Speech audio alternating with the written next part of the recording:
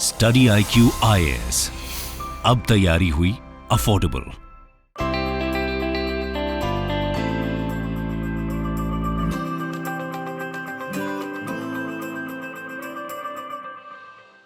नमस्कार दोस्तों, स्वागत है आप सभी का स्टडी IQ में। मैं हूं आपका दोस्त राहुल साईगांवकर।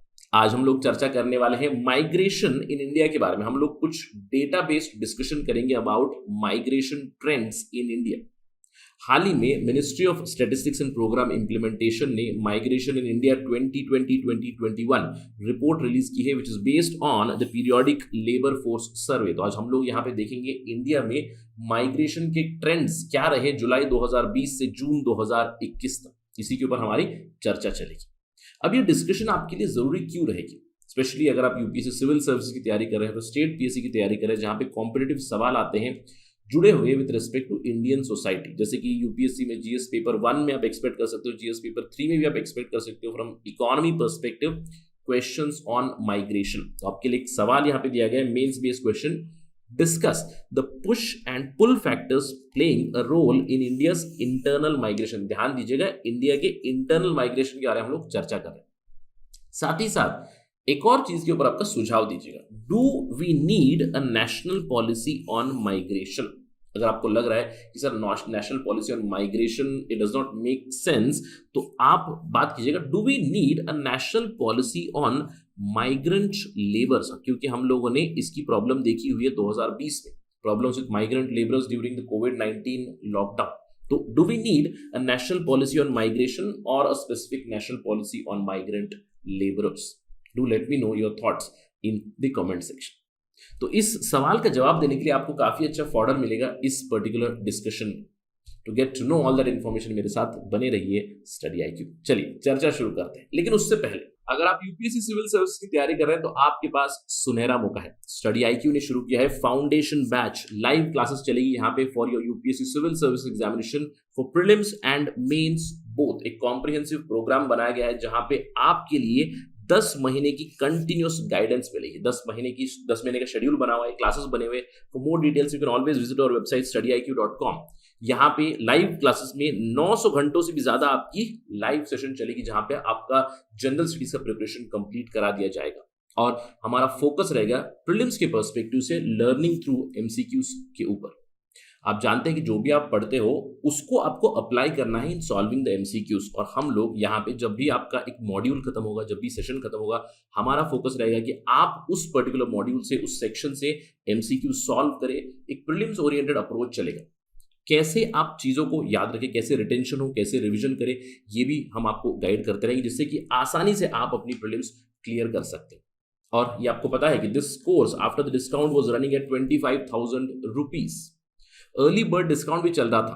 पहले 200 स्लॉट्स के लिए 20,000 रुपए में ये कोर्स आपको मिल रहा था, बट अभी 200 स्लॉट्स से भी ज्यादा ऊपर भर चुके हैं। We are moving ahead. लेकिन अगर आपको एक कोर्स खरीदना है तो इससे भी एक अच्छा ऑफर है। अगर आप मेरा कोड इस्तेमाल करोगे राहुल लाइव, यहाँ पे you can get this course for 18,500 rupees only.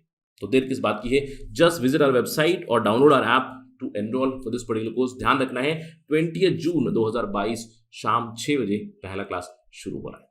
Let's get back to topic. जैसे कि मैंने आपको बताया, हाल ही में ministry of statistics and programme implementation ने periodic labour force survey report release की, जहां पे माइग्रेशन इन इंडिया 2020-21 रिपोर्ट भी मिली। तो आज हम लोग इसी के बारे में चर्चा करने वाले हैं about this particular report and the highlights from this report. अगर आपको ये रिपोर्ट लेनी है, इस रिपोर्ट को स्टडी करना है, तो डायरेक्टली आप मॉस्पी के वेबसाइट से ले सकते हो, या फिर मैं इसको शेयर करूंगा मेरे टेलीग्राम चैनल पे @rahul sai 222 चैनल।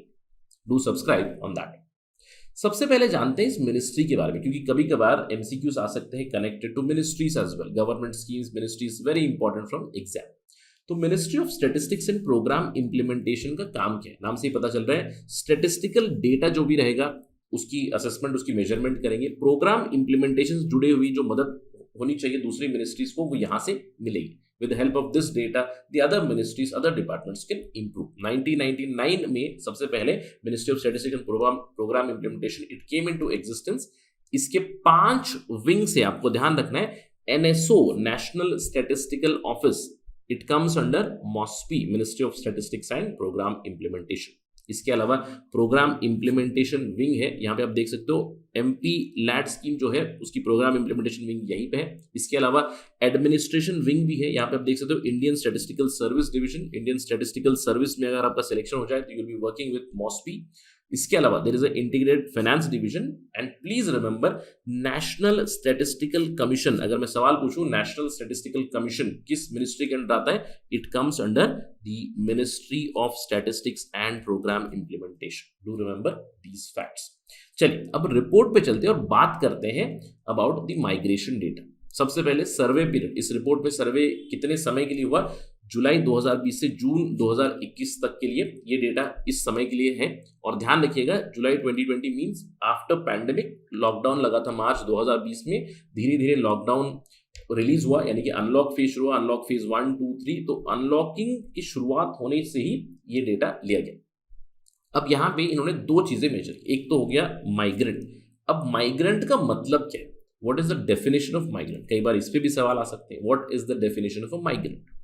माइग्रेंट वो इंसान है जो अपनी जिसकी जो यूजुअल प्लेस ऑफ रेसिडेंस है it is different from the place of enumeration. अब प्लेस ऑफ एन्यूमरेशन मतलब आपने जब सेंसस हो रहा है तो आपने अपनी एन्यूमरेशन लिस्ट में सेंसस में आपने आपका एक एड्रेस दिया है, एक लोकेशन दी हुई है, उस एड्रेस पे आप नहीं हो और आपका यूजुअल प्लेस ऑफ रेसिडेंस। अब यूजुअल प्लेस ऑफ रेसिडेंस मतलब क्या होता है, जहां पे आप 6 महीने से या फिर पिछले 6 महीने से ज्यादा से वहीं पे रह रहे हो। Please remember this. तो if your usual place of residence is different from the place of enumeration you become a migrant. तो माइग्रेंट डेटा तो देखा ही गया। इसके अलावा इस पर्टिकुलर सर्वे में temporary visitors in a house hold भी असेस किया गया। अब टेम्पररी विजिटर्स मतलब जो विजिटर्स अपना घर छोड़ के अपनी एन्यूमरेशन वाली जगह छोड़कर दूसरी जगह पे गए हैं 15 दिन से 6 महीने के पीरियड के लिए अगर कहीं पे गए विजिट करने के लिए उनको टेम्पररी विजिटर्स बताया गया। तो हम लोग इस डेटा के बारे में बात करेंगे अंत में, लेकिन प्रिडोमिनेंटली माइग्रेंट्स के बारे में हम लोग बात कर रहे हैं। अब माइग्रेंट सर्वे कितने हुए, कितना सर्वे हुआ, यहाँ पे 1200 से ज्यादा फर्स्ट स्टेज यूनिट्स देखे गए, यानी कि रूरल एरियाज में विलेजेस, अर्बन एरियाज में ब्लॉक्स। 6000 से भी ज्यादा विलेजेस में एसेस किया गया, 5000 से भी ज्यादा अर्बन ब्लॉक्स में एसेस किया गया, जहां पे 1 लाख से ज्यादा हाउस होल्ड्स को सवाल पूछे गए। 4 लाख से भी ज्यादा लोग थे जहां पे असेसमेंट हुई। ये है सैंपल सर्वे या फिर सैंपल स्पेस। इसी को एक्स्ट्रापोलेट करके हम लोग नंबर्स बताते हैं। तो what is the number, India में माइग्रेंट पॉपुलेशन कितनी है, यानी कि अपनी प्लेस ऑफ एन्यूमरेशन छोड़ के दूसरी जगह पे कितने लोग रहते हैं। 28.9% are migrants in India. They do not stay at their place of enumeration but somewhere else. किस लिए, अलग अलग फैक्टर्स होते हैं। अब कोई है जो अपने काम के लिए जा सकता है, किसी की शादी हो गई एक जगह से दूसरी जगह जा सकते हैं, एम्प्लॉयमेंट सीख करने के लिए, एम्प्लॉयमेंट के लिए ट्रांसफर्स होते रहते हैं, बहुत सारी चीजें इसमें इन्वॉल्व है। रूरल लेवल में माइग्रेशन कितनी है, अब माइग्रेंट का मतलब क्या है, अगर 100 लोग हैं तो उसमें से 28.9 people are from other place locality के। तो रूरल माइग्रेशन कितना है, रूरल माइग्रेशन रेट इज 26.5%। इसमें ध्यान दीजिएगा female migrant population is very high.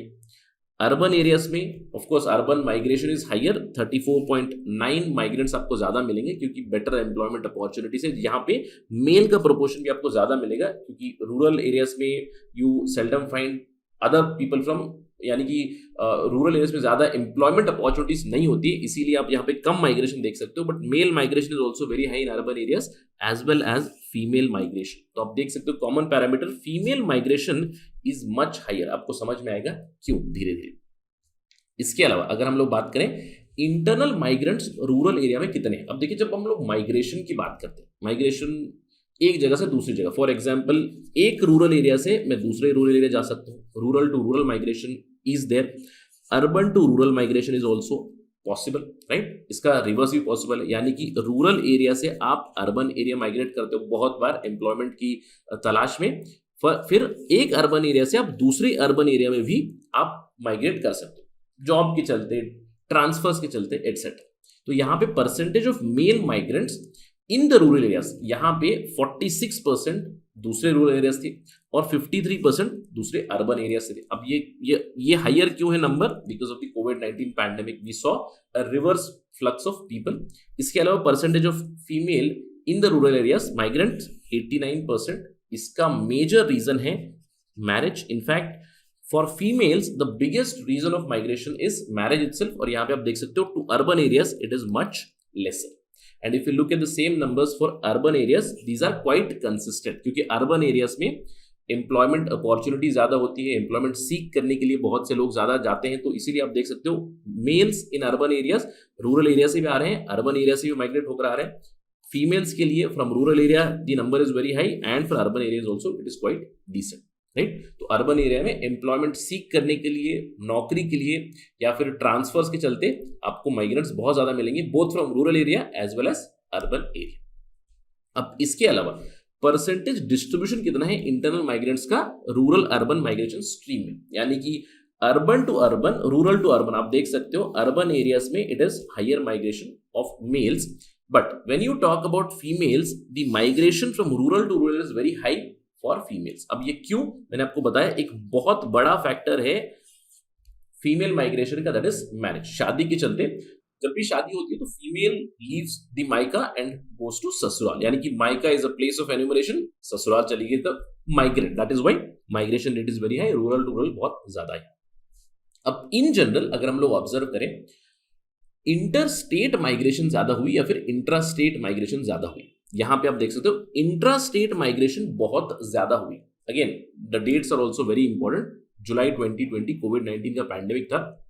Another state यानी कि inter state migration was rather lower. अगर हम लोग टोटल माइग्रेशन की बात करें 87.5 सेम स्टेट या फिर इंट्रा स्टेट माइग्रेशन देखी गई. Inter state migration was about 11.8% and other countries, दूसरे कंट्रीज के migrants minuscule because of the कोविड-19 pandemic. We can see the numbers. इसके अलावा रीजन क्या था माइग्रेशन के लिए, आप यहां पे देखिए मेल्स के लिए अलग रीजन है for migration. Males migrate for employment, first in the search of employment, एक जगह से दूसरी जगह एम्प्लॉयमेंट की सर्च में, या फिर एम्प्लॉयमेंट के लिए ही, काम के लिए, दूसरे अच्छे काम के लिए. तो आप देख सकते हो almost 43% migration is connected to the employment itself for the males. But for females, the biggest reason of migration is marriage, 86.8% marriage. और अगर आप दूसरा नंबर देखो, माइग्रेशन ऑफ पेरेंट और the earning member of family, यानी कि यहां से अगर male member is migrating, then the female member is also migrating because of the male member migrating 7.3% this number. So more than 90% of female migration, I would say, is connected to marriage or the migration of the earning member or the parent.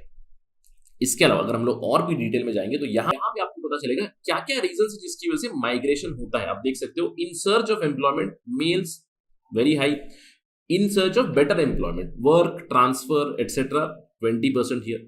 Loss of job की वजह से भी migrant हुआ, lack of employment opportunities, इसकी वजह से भी काफी माइग्रेशन हुआ मेल्स में, स्पेशली बिकॉज ऑफ द कोविड-19 pandemic we have seen that. या फिर माइग्रेशन ऑफ पेरेंट और the other earning member very high. Marriage का आप नंबर देखोगे it is very high for females, और ओवरऑल मैरिज की वजह से ही माइग्रेशन बहुत ज्यादा होती है. अगर हम लोग एवरेज नंबर देखें then marriage is the main reason for migration in India which is very very high here, right. अब ये जो यहाँ पे फैक्टर्स दिए गए रीजन फॉर माइग्रेशन, इसमें से आपको ढूंढ निकालना. मेरा सवाल था पुश फैक्टर और पुल फैक्टर फॉर माइग्रेशन, तो आप मुझे बताइएगा what are the push factors and pull factors in the migration, और इन ट्रेंड्स के बारे में भी आप थोड़ा सा जानिएगा. These are the trends normally that follow also, but because of कोविड-19 आपने देखा कि अर्बन से रूरल में भी इन्फ्लक्स ज्यादा हुआ है. अब इसके अलावा इस बार की जो सर्वे थी उसमें स्पेसिफिक चीज एक और थी, परसेंटेज ऑफ टेम्पररी विजिटर्स भी यहाँ पे बताया. Percentage of temporary visitors have gone down 0.7% only, rural 0.7, urban 0.6. So temporary visitors have also gone down here in this particular survey. तो ये डेटा था, जैसे कि मैंने डिस्कशन की शुरुआत में कहा था कि थोड़ा सा फैक्चुअल डिस्कशन होगा, and this data is very helpful for you. At least trends will be very useful for you if you remember कि क्यों माइग्रेशन होती है. मेल माइग्रेशन में एक पुल फैक्टर है, यानी कि अगर मुझे नौकरी चाहिए तो मैं अपनी जगह एन्यूमरेशन की छोड़कर दूसरी जगह पे जाऊंगा एम्प्लॉयमेंट के लिए. फीमेल्स के लिए वही माइग्रेशन में सबसे मेन रीजन है for marriage. So please remember these trends and you can use them in your answer writing to add value addition. That is it right now in this discussion. Thank you for watching this video. जय हिंद.